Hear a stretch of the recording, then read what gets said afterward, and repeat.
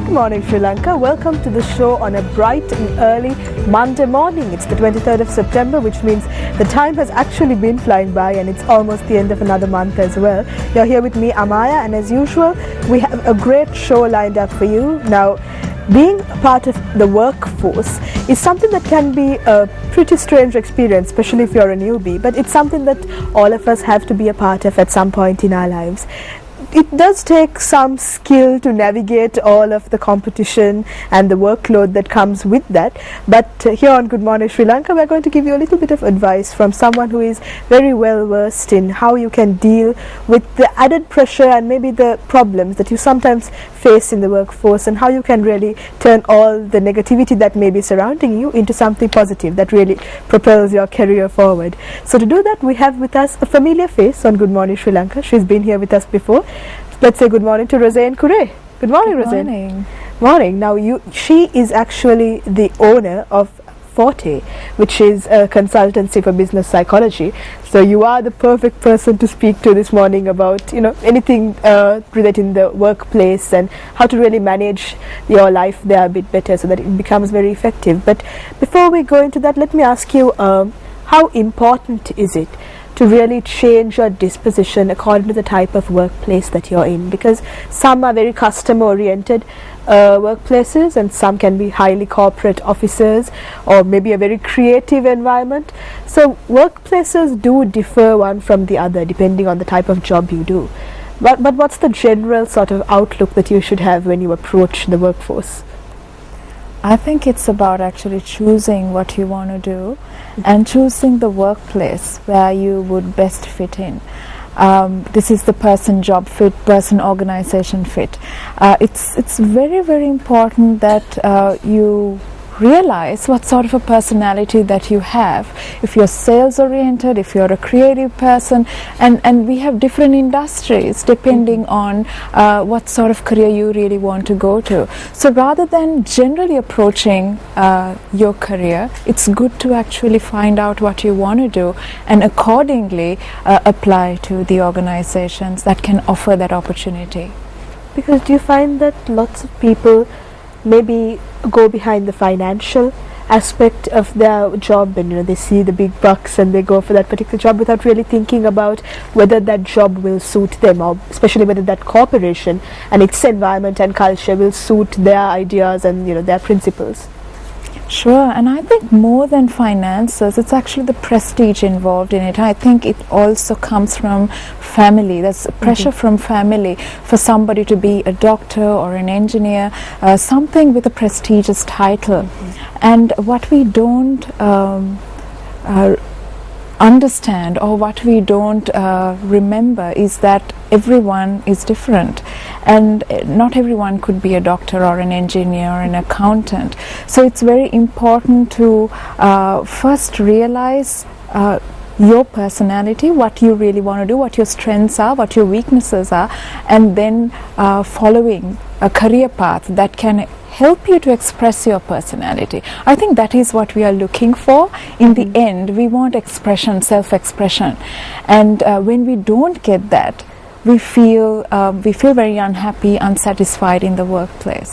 Of course, and I've heard this sort of theory that in your 20s you shouldn't really be thinking about earning a lot of money.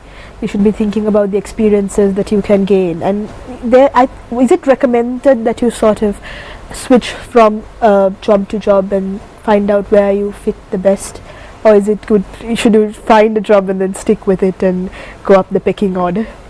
I think 20s are for experimentation. Okay. I think it's a time where people find out what they really want to do. See, I think it takes a long time for us to even realize what we are really cut out to do. So I would say from the age of 19 to about 28, that's a time where you actually experiment and see whether this is something that you would really want to follow in the long run. So yes, I think that's a good time to, and I don't really believe in somebody straight away going to a particular job and then sticking with it even when they're unhappy. At the end of the day, you can be productive only if you're happy in that job. And the workforce is changing. We have a younger workforce who's less loyal. The marketplace is changing. We have organizations that cannot promise that loyalty, that they would keep these employees in the long haul. So the dynamics of the workforce and the organizations are also changing. So I think given those circumstances, it's a good time also for people to actually go and experiment.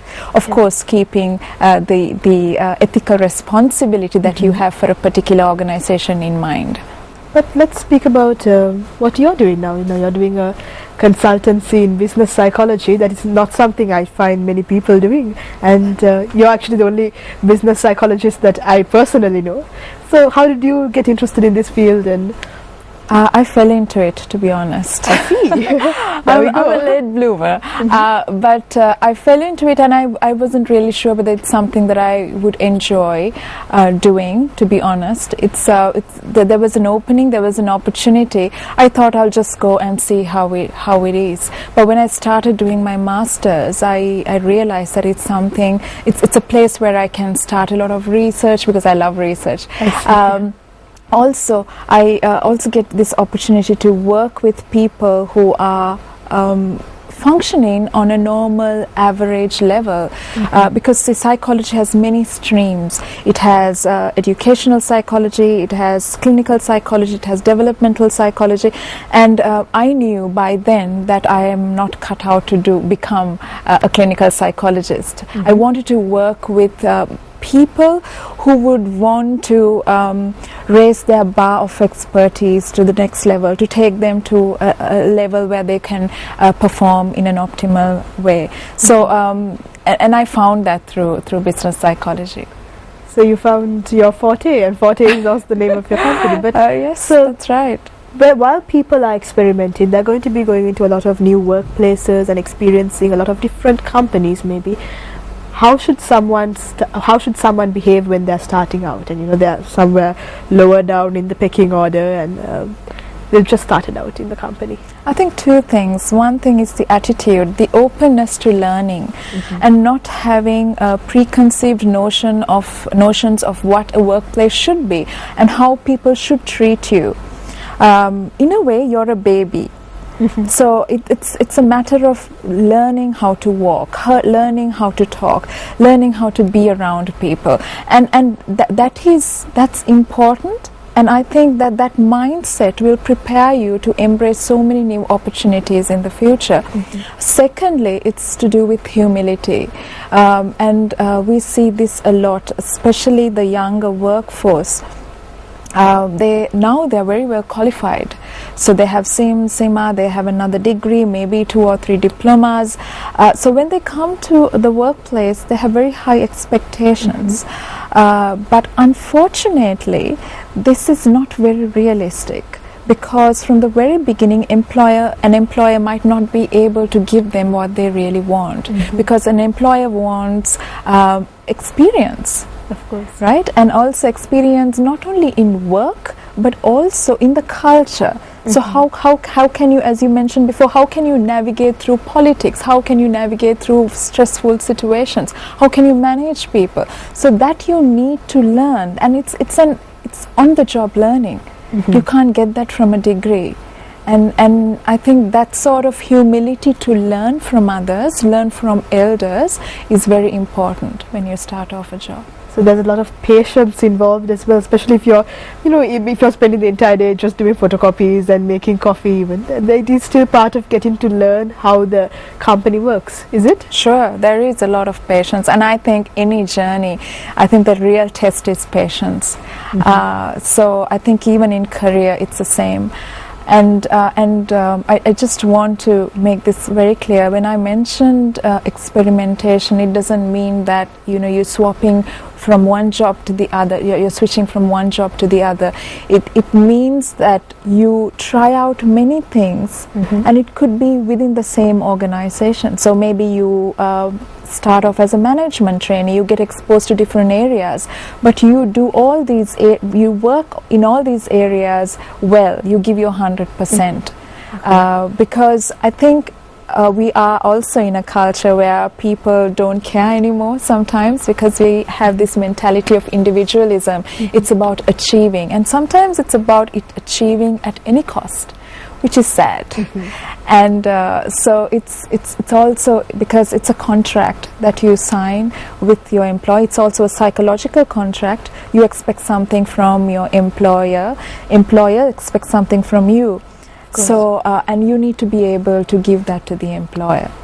And once you're past the newbie status and you've established yourself, there comes a point when someone who is at just an executive level would be promoted to the managerial level or things like that. So then you're going into a higher seniority and a higher category maybe. How do you really gain the respect then of the peers who have already been in that tier, and let's say you're a new manager, and how can you navigate those waters so that you don't really step on any toes, but you gain their respect at the end of the day for what you're doing? I think competence is important. Whatever you do, whatever the job that you're doing, you have to be good in what you're doing.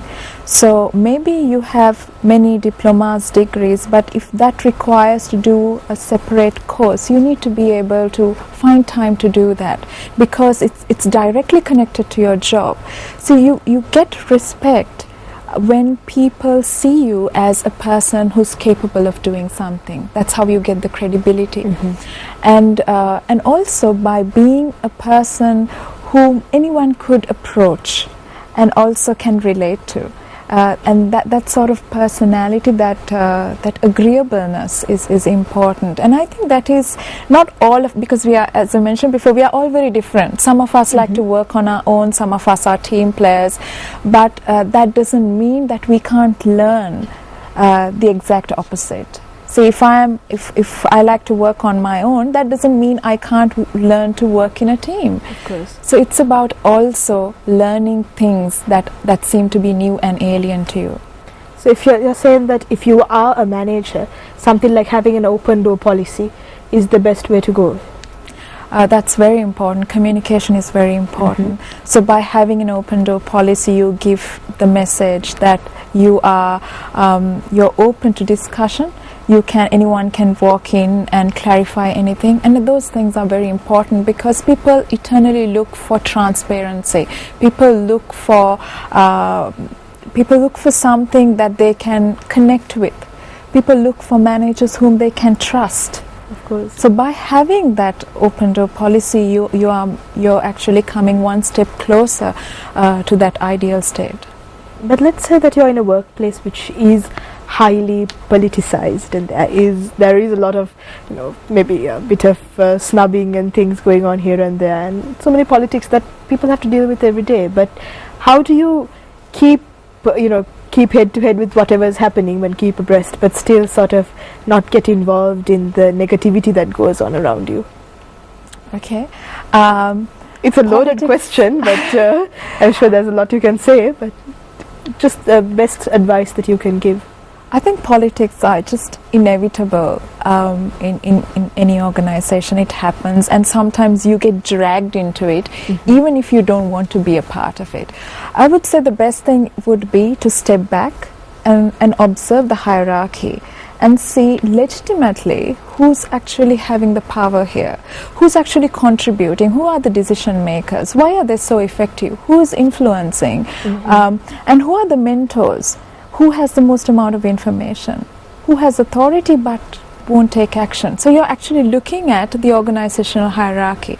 At the same time, you can look at the informal hierarchy. This is where the gossip, the rumor, the grapevine, everything comes into place. You also observe that and see how people, because of the information they have and because of the way they spread the information, they have power. So now you have two reference points. Also, I would say you have to listen more and talk less. You have to observe, and also you have to govern your own behavior, because you might be contributing in a negative manner by